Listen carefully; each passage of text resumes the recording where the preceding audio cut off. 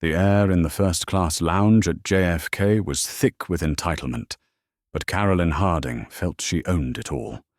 When she saw the Vance family heading for the priority boarding lane, she saw a problem.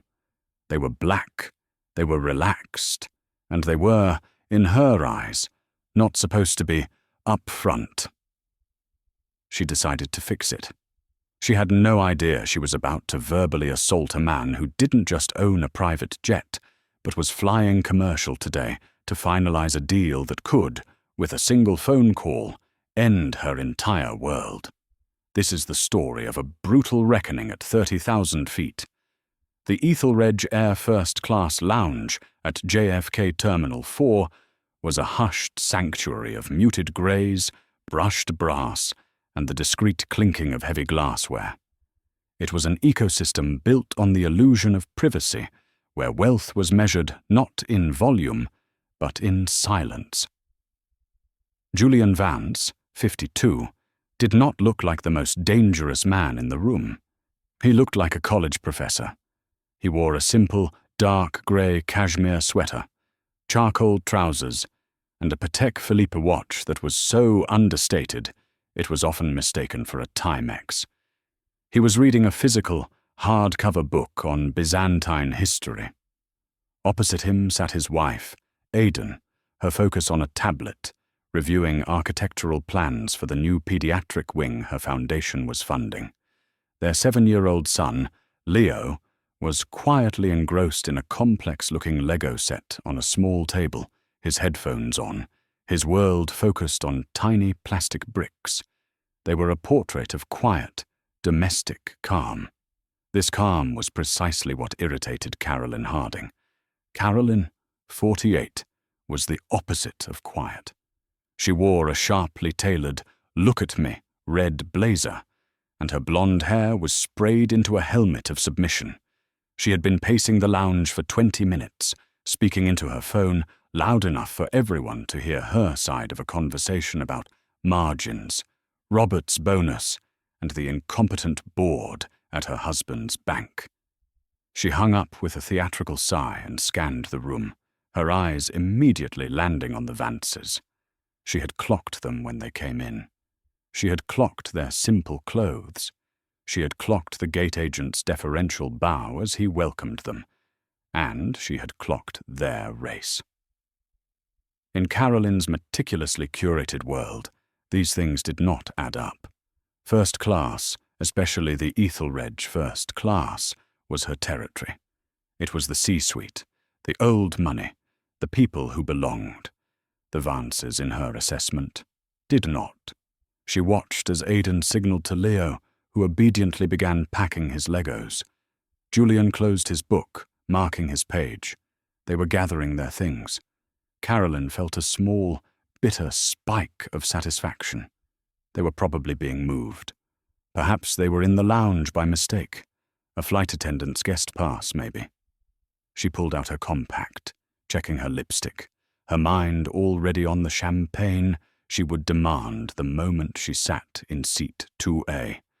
Her husband, Robert Harding, a senior vice president at Crestview Bank, was counting on this trip. He was the liaison for a massive, company-making merger with a Swiss credit bank, and the final negotiations were in London. Carolyn's job was to arrive, look flawless, and host the cocktail party for the bankers' wives. Her entire social standing depended on Robert's success. The lounge speaker chimed. "We are now pleased to announce priority boarding for flight Zeudleu 8 to London Heathrow, exclusively for our first-class guests in the Sky Palace residence and our Platinum Concierge members." Carolyn snapped her bag shut. This was her.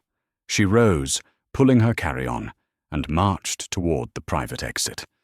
She saw the Vance family rise as well. They were walking just ahead of her. Carolyn sniffed. Typical. They were probably going to try to board, get turned away, and make a scene. She sped up, her heels clicking aggressively on the marble, determined to get in front of them, to establish the proper hierarchy before they even left the room. "Excuse me," she said, not as a question, but as a command. She pushed her bag directly in front of Aidan, cutting the family off. Aidan stopped, her hand instinctively going to Leo's shoulder. Julian looked up from his phone, his expression mild, but his eyes suddenly very, very still. "You'll want to wait for general boarding," Carolyn said, not looking at them, but at the gate agent, David, who was waiting at the desk. "They'll call by zones." Julian said nothing. He simply stepped to the side, gesturing for Carolyn to proceed. She smiled, a thin, victorious smirk. "See?" she thought. "They know their place." She swept past them, presented her ticket to David, and with a toss of her head, walked down the jet bridge. She didn't look back.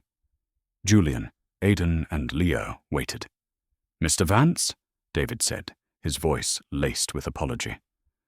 "We are so sorry for that. The Sky Palace is ready for you. Please, proceed at your leisure." Julian nodded, gave David a small, appreciative smile, and took his son's hand. "All right, champ. Let's go see the big plane." They walked down the same jet bridge, their footsteps silent, the real storm still gathering. The jet bridge was divided. A small, curtained-off lane on the left was marked Residence. The main lane for the rest of first class was on the right. Carolyn, in her haste, had gone right. The Vances were directed by a flight attendant at the junction to go left. When Carolyn reached the aircraft door, she was greeted by the chief purser, Sarah, a woman with a practiced smile that didn't quite reach her eyes. "Welcome aboard, Mrs. Harding. Seat 2A to your right." "Is the champagne poured?" Carolyn asked, brushing past her.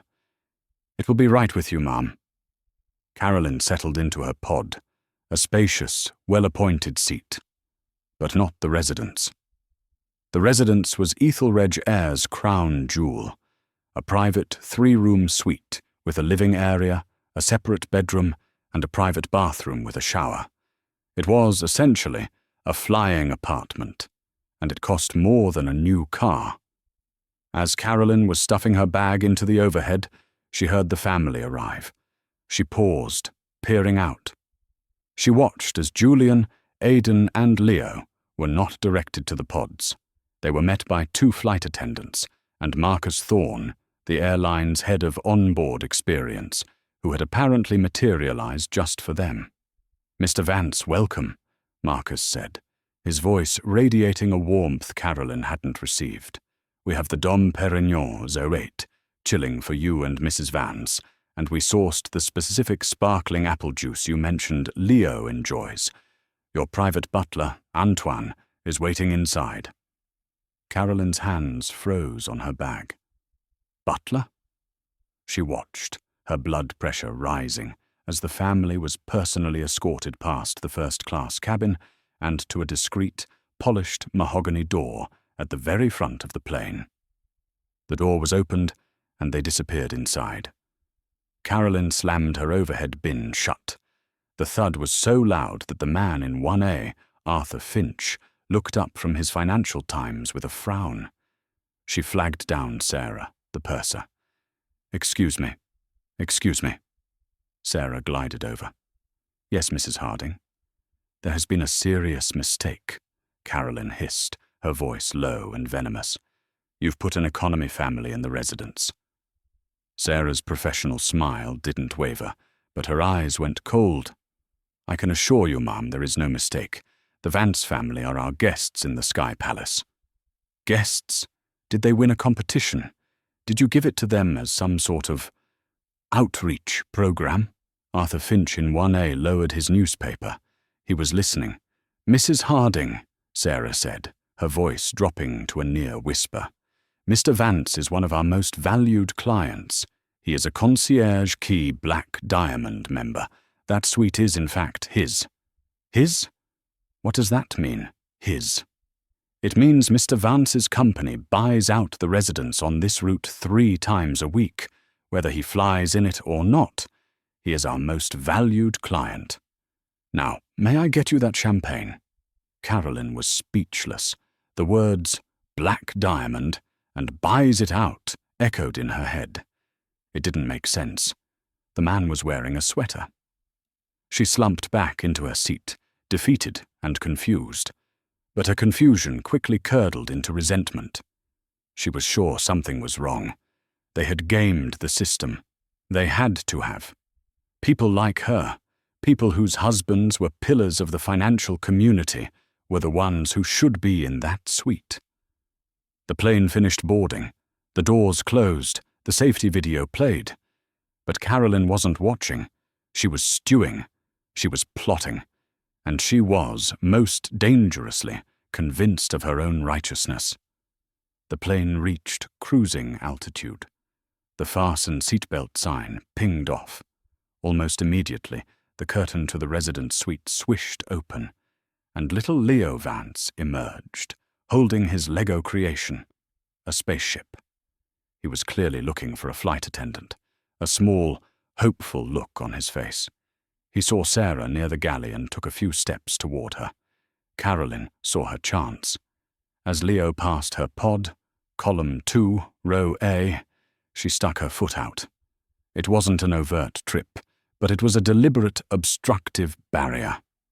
Leo, not looking, stumbled over her designer heel and fell, his Lego spaceship shattering across the aisle. Leo didn't cry. He just gasped, his eyes wide with shock and embarrassment. "Oh, for heaven's sake!" Carolyn snapped, as if she were the victim. "Watch where you're going. You can't just run around up here. This isn't a playground." Before Leo could even react, Aidan Vance was there. She had emerged from the suite right behind her son. She hadn't seen the foot, but she saw the fall. She saw the shattered Lego, and she saw the cold, satisfied look on Carolyn's face. Aidan's presence was magnetic. She didn't raise her voice. She didn't have to. "Leo, are you all right?" she asked, her voice like warm honey. She helped him up, brushing him off, ignoring the plastic pieces for a moment. I think so," Leo whispered, his lip trembling. Aidan then turned her attention to Carolyn. The temperature in the cabin dropped 10 degrees. "Did you speak to my son?" Aidan asked. "I was just telling him to be careful," Carolyn said, defensive. "He tripped. He shouldn't be wandering." "He was walking to the galley," Aidan said, her voice perfectly level. "And you seem to have had your foot in the aisle." "I was just stretching my leg," Carolyn retorted, her voice rising. "It's not my fault if he's clumsy." At this point, Arthur Finch in 1A spoke. "That's not what happened." His voice was a gravelly baritone. Carolyn froze. "I was watching," Arthur said, not even looking at Carolyn, but at Aidan. "She put her foot out, deliberately. Then she berated your son for her own malice." Carolyn's face went from pale to beet red. "How dare you? I did no such thing. You're colluding with them." "Colluding?" Arthur let out a short, sharp laugh that held no humor. "Mum, I have no idea who these people are. I just know what I saw. You tripped a child and then blamed him for it. It was despicable." The entire first-class cabin was now silent, all eyes on the confrontation. "Now see what you've done!" Carolyn shrieked, turning on Aidan. "You've caused a scene. You people always cause a scene. I knew you didn't belong up here." The words, "you people," hung in the pressurized air, toxic and unmistakable. Aidan's eyes narrowed. "What did you say?" "You heard me. This is first class. This is for us. Not for whatever token program got you on this plane." "That is enough." Sarah, the purser, was suddenly there, flanked by 2 other attendants. "Mrs. Harding, your language is unacceptable. I need you to return to your seat and remain quiet." "Or what?" Carolyn sneered. "You'll ground the plane? I am the wife of Robert Harding, Senior VP at Crestview Bank. We are vital to this airline's business." "Ma'am, if you do not desist, you will be in breach of federal air regulations. We will restrain you and have you arrested upon landing." The threat of "arrested" finally cut through Carolyn's tirade. She looked around, suddenly aware of the other passengers filming her on their phones. She saw Arthur Finch's disgusted stare. She saw Sarah's stony expression. She huffed, crossed her arms, and fell back into her seat. "This is ridiculous. I am being harassed. I will be filing a major complaint." "You do that, Mom," Sarah said, her voice dripping ice. Aidan, who had been silent through the tirade, simply collected her son, helped him gather the broken pieces of his toy, and stood. She looked down at Carolyn, who refused to meet her gaze. "You have a wonderful day," Aidan said, her voice void of all emotion. She and Leo disappeared back into the residence. A moment later, the curtain swished open again. It was Julian. He hadn't been there for the confrontation. He had been on a call. He walked out, his face unreadable. He did not look at Carolyn. He walked straight to seat 1A. He leaned down. "Mr. Finch? Arthur Finch?" Arthur looked up, surprised. "Yes? Julian Vance. I'm the man in the suite. I wanted to thank you for what you did for my son." Arthur nodded. "No thanks necessary. I can't abide a bully." "Neither can I," Julian said. "I believe we're both heading to the Swiss credit meeting tomorrow. I'm the other party. The buyer." Arthur Finch's eyes widened. He was the CEO of Swiss Credit, the bank being sold. He hadn't known who Orion Global was. It was a ghost company. "Mr. Vance," Arthur began. "Julian, please," Julian said, offering a hand. "I think we have a lot to discuss.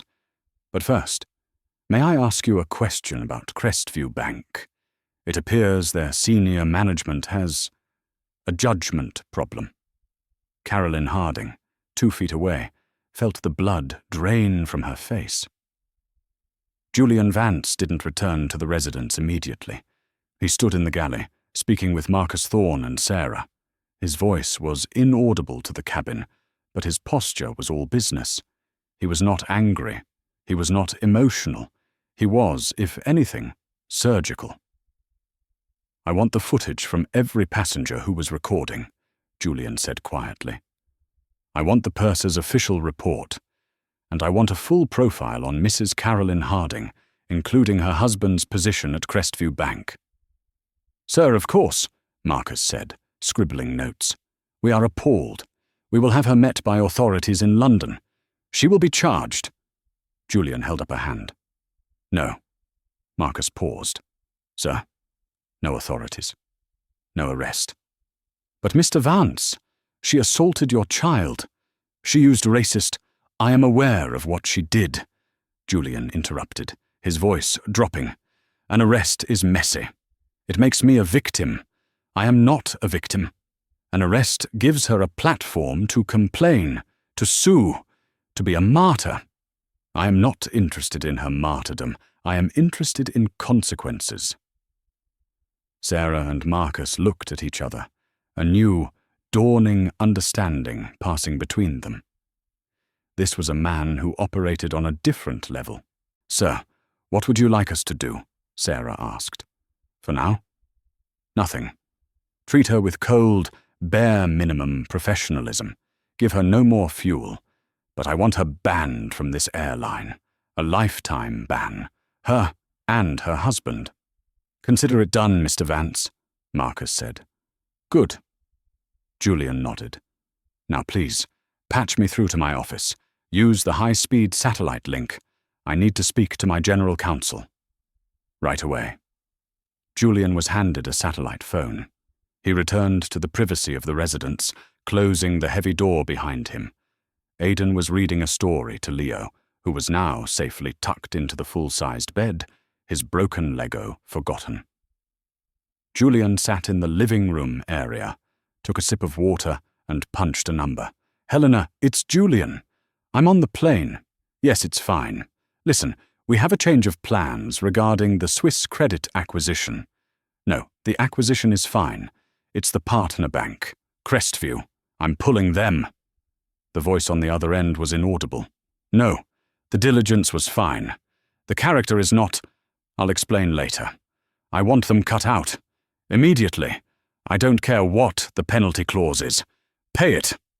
But they are out. And I want you to run full diligence on a man named Robert Harding, Senior VP at Crestview. I want to know everything. His mortgage, his car loans, his credit lines, his club memberships. I want to know who holds his paper. Yes, Helena, all of it. I suspect we do. He paused again. Exactly. Find out where our leverage is. And then, call in the notes, all of them. As of 9:00 a.m. London time. He hung up. He looked out the window at the endless expanse of blue sky. He was not a monster. He was a pragmatist. In his world, you did not get to be a billionaire, especially a black billionaire, by allowing vipers to live in your garden. You simply removed them. Quietly. Efficiently. Permanently. Carolyn Harding, in her mind, had attacked his son. She had insulted his wife. She had questioned his right to exist in a space he owned. She hadn't just made a scene. She had, without knowing it, declared war on a sovereign nation. And Julian Vance did not lose wars. While Julian made his call, Carolyn stewed. She had tried to get Sarah's attention for another drink, but she was pointedly ignored, served only by a junior flight attendant who slammed the mini bottle of wine on her tray without a word. The man in 1A, Arthur Finch, had his privacy screen up, but she could hear him on a call, his voice clipped and angry. Unacceptable. Yes, a total liability. The judgment is... I can't even describe it. No, he's fine. The buyer, he's... impressive. It's the intermediary. Crestview. Yes, that's what I said. We're cutting them out. Call our people. We're going exclusive with Orion Global. I don't care what our contract with Crestview says. Their man's wife just proved they are a catastrophic risk. Carolyn's heart hammered. Orion Global? Crestview? Their man's wife? She felt a cold sweat prickle her hairline. It couldn't be. It was a coincidence. Their man's wife could mean anyone. She fumbled for the in-flight Wi-Fi, her hands shaking so badly she dropped her credit card. She paid the exorbitant fee and immediately opened her email. Nothing yet from Robert. That was good. He was probably asleep. It was the middle of the night in New York. She then opened a new browser tab. Her fingers flew.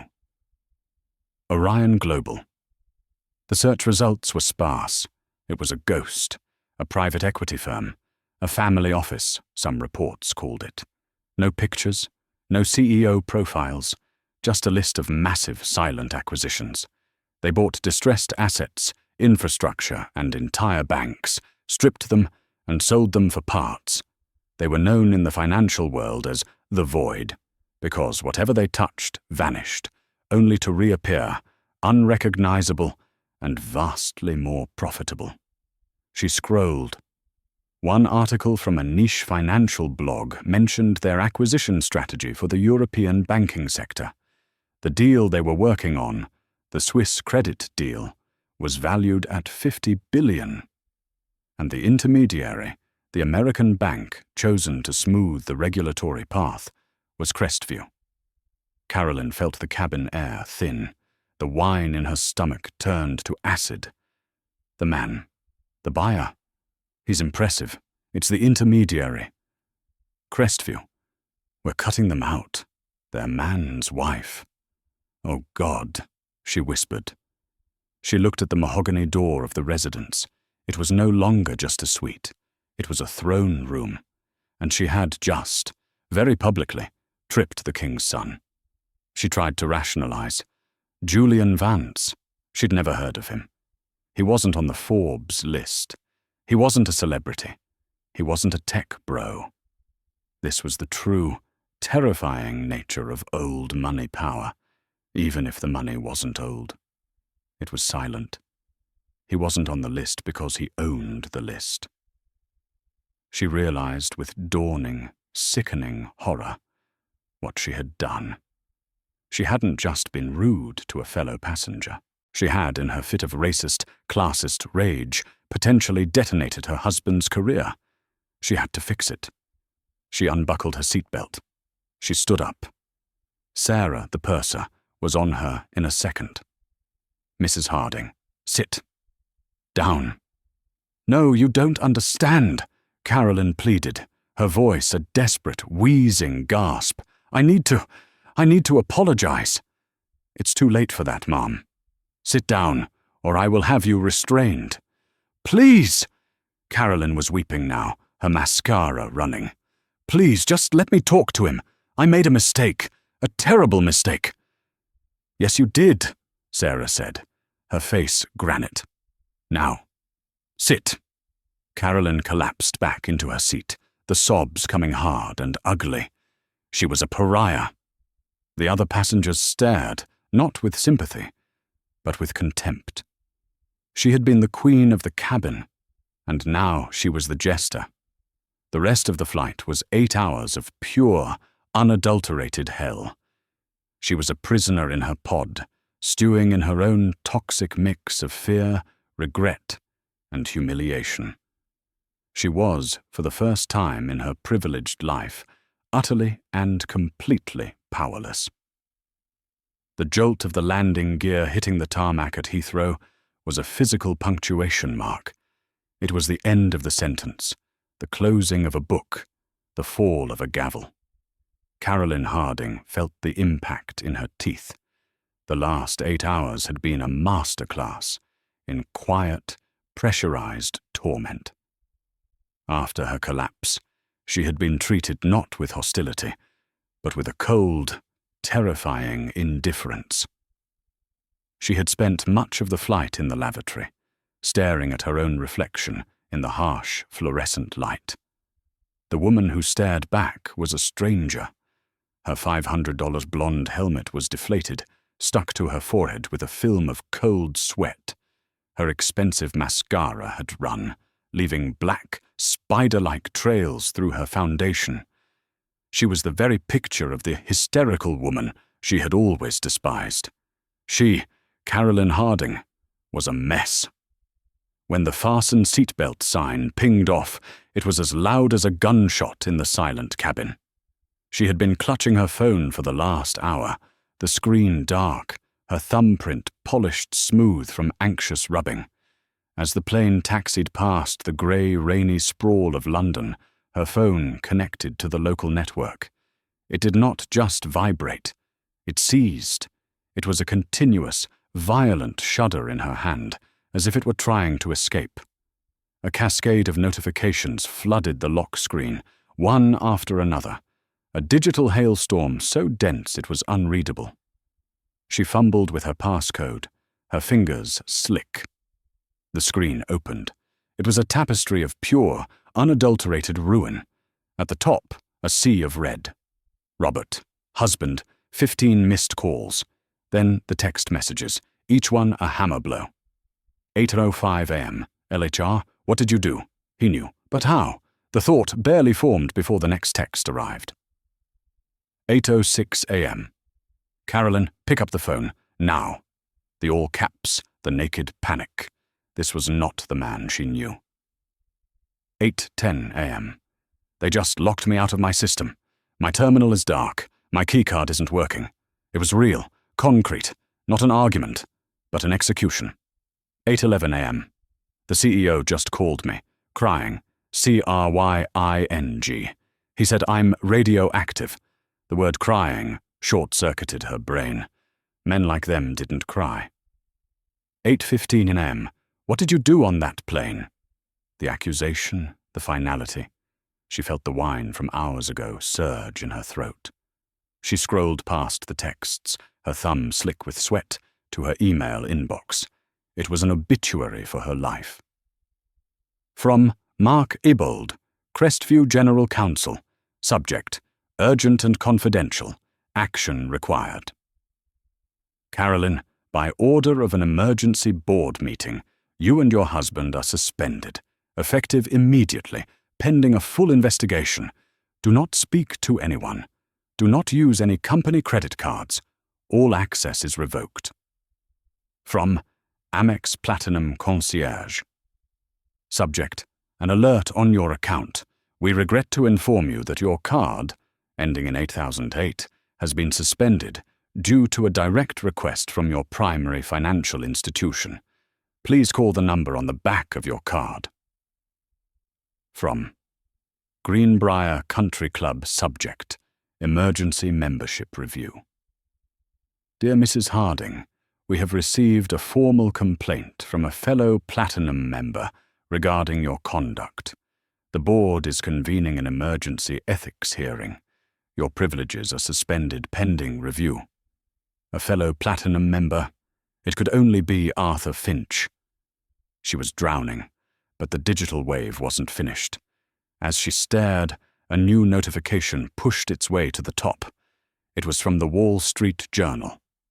Headline: Orion Global halts 50 Bay Swiss credit acquisition, citing fundamental lack of judgment at partner bank Crestview. Stock in freefall. Carolyn's heart stopped. She clicked it. Her hands were shaking so violently, she almost dropped the phone. The article loaded. It was time-stamped just 30 minutes ago. Orion Global, it read. The notoriously private buyer has pulled out of the landmark deal at the 11th hour, sending shock waves through the European market. An unnamed source close to the deal stated that the pullout was triggered by a catastrophic failure of character and appalling personal conduct exhibited by a senior representative of Crestview, which called the entire bank's ethics and judgment into question. It continued. A spokesperson for Orion Global stated only, "We cannot, in good conscience, partner with an organization that fails to meet our standards of basic human decency." Crestview, CRST. Stock is halted, but is expected to open down at least 80%. Carolyn read the phrases again, her blood turning to ice.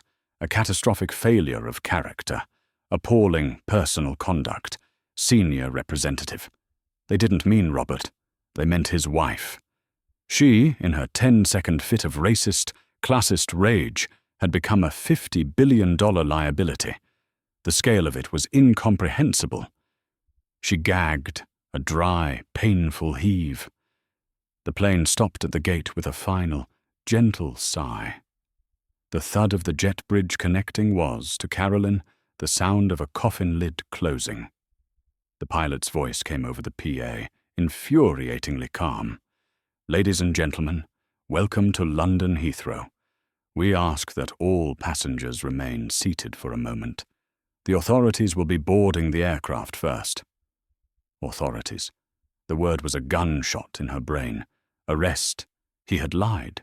Julian Vance had lied. He was having her arrested.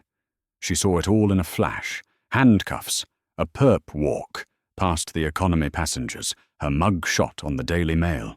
The humiliation was so profound, so absolute, she almost fainted. The cabin door whooshed open. The first person on was not a bobby. It was Marcus Thorne, the airline executive, his face a grim, professional mask. He was followed by two men. They were not police. They were something far more expensive, sculpted from granite and bespoke wool. Their earpieces were discreet. Their eyes were cold, scanning the cabin with zero curiosity. They didn't look at the residents. They didn't look at Arthur Finch, who was calmly packing his briefcase, a man who clearly knew exactly what was happening. They walked directly, with silent, heavy steps, to seat 2A. Carolyn had shrunk into her seat, trying to become invisible. It was useless. Mrs. Carolyn Harding. The voice was low, neutral, and final. She could only nod, her throat too tight to speak. "We are from the Ethelredge Air Private Security Services," the first man said. "We are here to escort you from the aircraft. Please gather your belongings. You will be coming with us." Am I being arrested?" she whispered, the words catching in her dry mouth. "We are not the police," the man replied, which was not a no.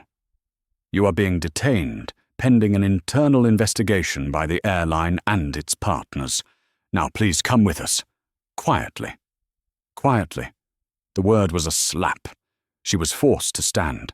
Her legs were jelly. As she fumbled for her bag, she dropped her phone. It clattered to the floor, screen up, the WSJ article still glowing. The security man picked it up, glanced at the screen, and handed it back, his face impassive. And then, in a piece of timing so perfect it could only have been orchestrated, the curtains to the residence swished open. The Vance family emerged. The contrast was a physical assault. Julian was in a fresh, perfectly tailored dark suit. Aidan looked elegant and rested, as if she'd just stepped out of a spa. Little Leo was holding a new Lego set, a massive, intricate model of the London Eye, clearly a gift from the crew. He was holding his father's hand. They didn't look at Carolyn. They didn't acknowledge her presence. She was a piece of furniture, a stain on the carpet. Marcus Thorne, who had been waiting for them, transformed.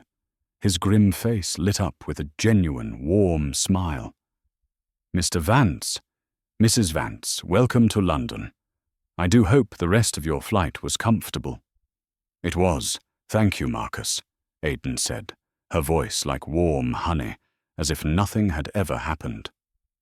Mr. Vance, your car is waiting on the tarmac, Marcus said, gesturing them forward. We've fast-tracked you through immigration, and your luggage is already in the vehicle. Carolyn was being held in the aisle by the security men, forced to step aside, to press herself against the bulkhead to let them pass. Julian Vance walked by, less than a foot away. He did not turn his head. He did not speed up. He simply proceeded, his world unaffected. As he passed, he made eye contact for one, brief, chilling second. Not with Carolyn, with Arthur Finch in 1A. He gave Finch a small, single nod. Business. Concluded. Then to Marcus, Julian said, Thank you, Marcus. A lovely flight, as always. They were gone, down the jet bridge, to their private car, to their life. Carolyn was left standing in the aisle, flanked by security, the smell of Aidan's faint, expensive perfume still in the air. The other first-class passengers were now standing, pointedly looking away, not wanting to be associated. She had expected a fight, a screaming match, handcuffs. She got nothing. She realized with a dawning, sickening horror that settled in her bones that this was the real karma. It wasn't an arrest. It wasn't a shout. It was the silent, effortless, and absolute erasure of her entire existence. She was, to Julian Vance, not an enemy to be fought. She was a line item to be deleted. And the delete key had just been pressed. Now, Mum, the security man's voice cut through her daze, all business. This way. The walk from the jet bridge was a silent, cold humiliation. The two men from Ethelredge Air Private Security Services did not hold her arms, but they flanked her so closely that any deviation was impossible. They were both large, impassive, and wore immaculate dark suits. They were human walls. Passengers from economy, streaming into the terminal, looked on with casual curiosity, their faces a mixture of pity and judgment. Carolyn, who lived for the admiring glances of strangers, now only received their contempt. They did not go to the main terminal. They bypassed immigration, took a staff-only elevator, and descended into the sterile, fluorescent-lit bowels of Heathrow. The corridors were a maze of polished concrete and color-coded pipes. It was a place for baggage, not people. She was, she realized, being treated like lost luggage. She was led into a windowless, beige room. It contained a single metal table and 4 plastic chairs. The air was cold and smelled of industrial cleaner and stale coffee. The only sound was the high-pitched whine of a fluorescent light ballast. "Wait here," the first man said. He didn't look at her. Your phone, please. I have a right to a lawyer, Carolyn stammered, the words sounding hollow even to her. This is not a police matter, Mrs. Harding. This is a corporate security matter, the man said. We need to process your device for any footage taken on the flight. It's part of the airline's internal investigation. Your cooperation is advised, or we can wait for the Metropolitan Police. It's your choice, but they are far less discreet. The threat hung in the air. Discreet, the last thread of her reputation. She handed over the phone. He took it, and they left, locking the door from the outside. The click of the lock was deafening. She was alone for more than an hour. It was a calculated psychological torment. With every passing minute, her terror mounted. She paced. She sat. She replayed the encounter, the WSJ headline, the look on Arthur Finch's face. She tried to rationalize. Robert will fix this. He's a senior VP. He's important. This is all a misunderstanding. A simple apology will clear this up. But the beige walls offered no comfort, and the high-pitched whine of the light was like a drill in her skull. The door finally opened. 2 people entered. The first was a woman in a razor-sharp, navy blue suit. Her dark hair was cut into severe bangs, and her face was a mask of cold professionalism. She carried a leather-bound portfolio. The second was a man, older, with kind eyes and a grandfatherly air, which was somehow more terrifying. He carried nothing. Mrs. Harding, the woman began, her British accent precise. My name is Miss Davies. I am from the General Counsel's office for Ethelredge Air. This is Mr. Shaw. He is a risk management consultant representing the interests of our other clients. Clients? Carolyn whispered. Miss Davies ignored the question. She sat, opened her portfolio, and began to read in a flat monotone. Mrs. Harding, due to your actions on Flight 0008, which included, but are not limited to, the deliberate physical obstruction of a minor, verbal assault on a child, and the documented use of racially discriminatory language against fellow passengers, Ethelredge Air is taking the following actions, effective immediately. She paused, taking a sip of water she had brought for herself. 1. You, your husband, Robert Harding, and any known immediate family members are hereby banned, for life, from Ethelredge Air, its parent company, and all partner airlines in the Star Alliance global network. Any attempt to book travel will result in immediate cancellation and forfeiture of funds. Carolyn's world of summering in the Alps and wintering in St. Bart's vanished. 2. Your Ethelredge Air Executive World Elite credit card is cancelled. Your accrued balance of 2.4 million air miles is forfeited. Your Platinum Concierge status is revoked. 3. We are issuing a civil fine of $50,000, payable immediately, to cover the costs of this investigation, the distress to our crew, and the reputational damage to our brand. 50,000, Carolyn gasped. That's theft. Ms. Davies looked up from her paper for the first time, her eyes like chips of ice. The fine is non-negotiable. It has already been billed to your husband's bank. Oh, and one more thing. The passengers who filmed your outburst, several of them, including Mr. Finch in 1A, volunteered their footage to us and to Mr. Vance's team. We have 3 high-definition angles of you, ma'am, putting your foot in the aisle. The evidence is conclusive. Carolyn's vision tunneled. She felt sick. That concludes the airline's business, Ms. Davies said, closing her portfolio. She stood up. I will leave you with Mr. Shaw. He has other matters to discuss. She walked out. The grandfatherly man, Mr. Shaw, remained seated, his hands folded on the table. He smiled, and it was the most terrible smile Carolyn had ever seen. Carolyn, he said, his voice soft, like a therapist. May I call you Carolyn? I'm not here for the airline. I'm here for Mr. Vance. He sent you? A spark of hope. Maybe he wanted the apology. In a manner of speaking, Mr. Shaw said, chuckling, Mr. Vance is a very efficient man. He doesn't believe in messy public spectacles. No police, no arrests, no tawdry lawsuits. He finds them uncivilized. He prefers accountability. He prefers consequences. He leaned forward. You see, Julian isn't just a client. He is the airline's client. His personal travel budget is larger than the GDP of a small country.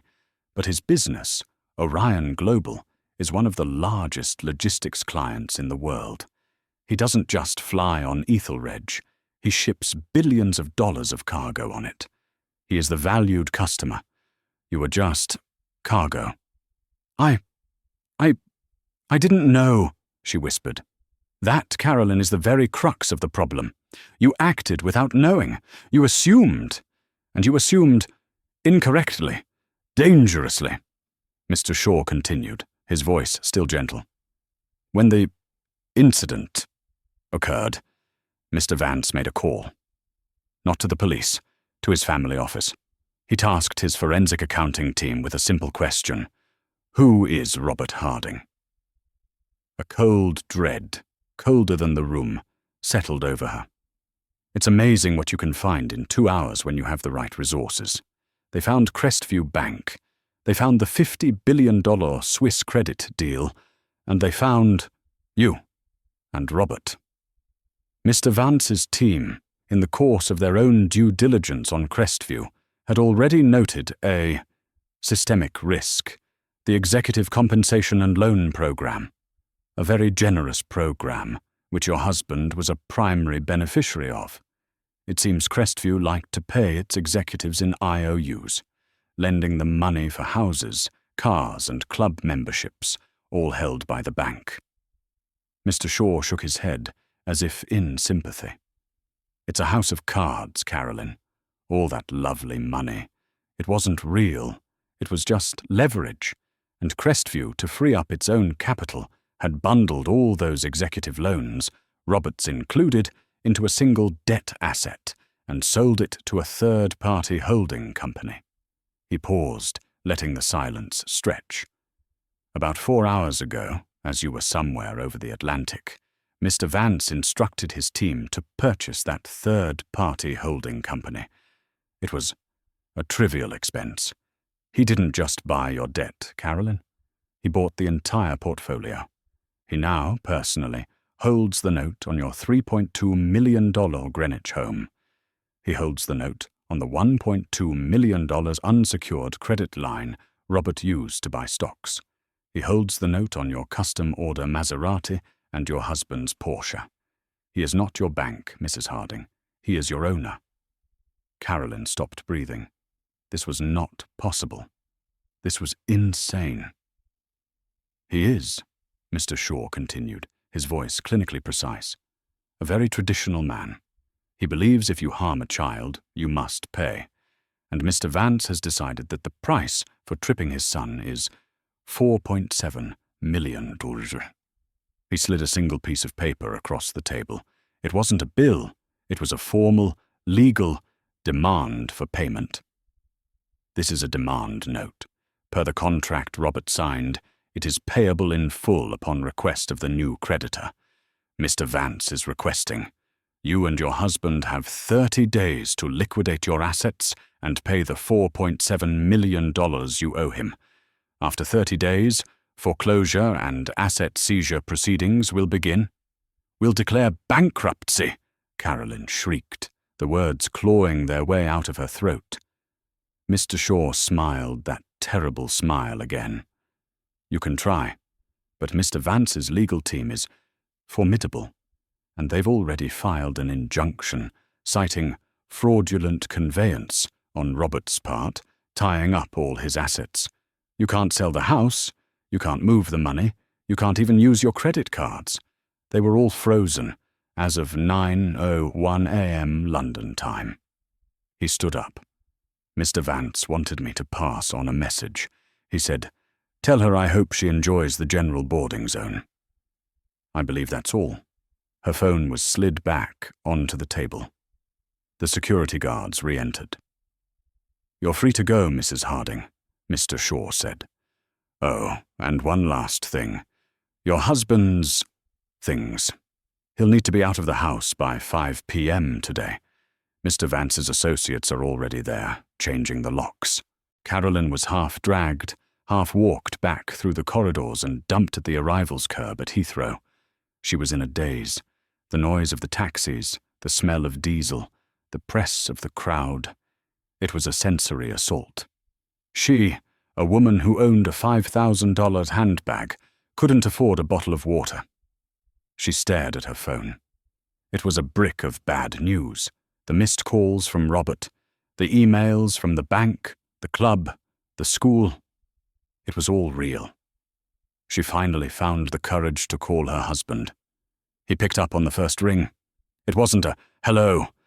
It was a dry, broken sound, like a man clearing his throat after a long-buried grief. "Robert," she whimpered. "Where are you?" His voice was dull. "Dead." "Robert, they're taking everything!" she cried, the hysteria finally breaking through. "They said we're broke. They said he bought us. He bought the house. We have to pay $4.7 million. There was a long, terrible silence on the line. Then, a laugh. It was a bitter, terrifying, broken sound. "He did," Robert whispered. "Oh God, Carolyn, he did. It's over. No. Robert, you fix this," she screamed into the phone, and a man walking past with a "Welcome to London" balloon gave her a wide berth. "You call the CEO, you call the board, you tell them what this animal is doing." "The CEO?" Robert's laugh turned into a sob. "The CEO. He was fired before me. The board. Carolyn, the board is being dissolved. The WSJ article. The stock didn't just fall, it was delisted. Crestview is insolvent. It's over. It's all over. But the deal. He's still buying the other bank." "Yes!" Robert roared, his voice cracking. "He's buying Swiss Credit. With a new partner. Arthur Finch's bank. They announced it an hour ago. He cut us out, and the market cheered him for it. They're calling it a masterstroke of ethical diligence." He was weeping now. "They're clawing back 5 years of my bonuses. They said I was criminally negligent and a character risk. Me. The house. The cars. The club. It was all tied to that loan, Carolyn. It was all a house of cards, and you blew it all down. Robert, I'm scared," she whispered, her own tears running. "I'm at the airport. I don't have any money. How do I get home?" "Home?" he said, his voice suddenly as cold as Miss Davies's. "There is no home. I'm standing in the foyer with 2 men, the same men, I think, that you met. They're watching me pack a single bag. I'm being evicted, Carolyn. I have to be out in 1 hour. The house belongs to him now." "Evicted? Where will you go? Where will I go?" "I don't know," he said. "And what's more, I don't care. Do you understand me? I do not care. You did this. You, with your poison. Your need to be better than everyone. Your snobbery. I saw it for 20 years, and I thought it was strength. But it's just a disease. You didn't just poke a bear, Carolyn. You walked into the den of a dragon, insulted his child, and then complained that his gold wasn't shiny enough. We're not ruined. We're incinerated." The line went dead. Carolyn Harding stood on the curb at Heathrow as the world rushed past. She was an exile, an unperson. She eventually sold her 5-carat diamond wedding ring to a cash-for-gold kiosk in the terminal for $800, just enough for a one-way, last-minute economy ticket home on a budget airline. 6 months later, A woman who looked vaguely like Carolyn Harding sat in the New York Public Library. Her $500 blonde helmet was gone, replaced by stringy, mousy brown hair with dark roots. Her hands, which once had weekly manicures, were chapped. She was using a public computer, the 60-minute timer in the corner ticking down. She was filling out an online application for a $17.50 an hour data entry job. Previous employment? She stared at the box. She had typed CEO Harding Philanthropic Fund, then deleted it. She typed homemaker. Out of a dark, masochistic habit, she opened a news tab. The Financial Times. The headline, Vance Foundation Gala raises $100 million for new pediatric oncology wing. There was a picture. Julian and Aidan Vance, standing on a stage. Aidan was in a stunning, midnight blue gown, her arm linked with Julian's. They were laughing, handing a giant check to a doctor. In the background, raising a glass of champagne, was Arthur Finch. The article gushed about the Aidan Vance Wing for Pediatric Hope and the ethically driven growth of Orion Global. Carolyn stared at the photo of Aidan, at the dignity, the grace, and the silent, unassailable power she had so completely misread. Her reflection stared back at her from the dark screen, a gaunt, haunted face. The computer suddenly flashed. Your session has expired. The screen went black. The karma wasn't a lightning bolt. It was an erasure. She hadn't just been proven wrong. She had been, in every way that mattered to her, deleted. And so, Carolyn Harding learned the hardest lesson of all. When you try to build your own worth by tearing others down, you risk discovering that your foundation is made of sand. She mistook quiet dignity for weakness and silent power for absence.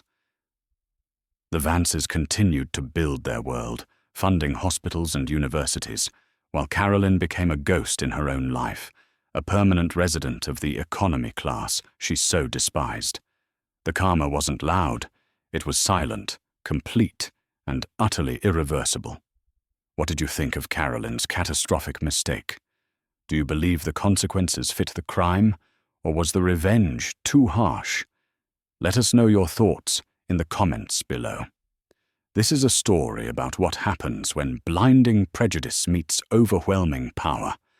If you enjoyed this story of high-stakes drama and hard-hitting karma, please like this video, share it with someone who needs to see it, and most importantly, subscribe to our channel for more real-life stories, where every action has a severe and permanent consequence. Don't miss what's coming next.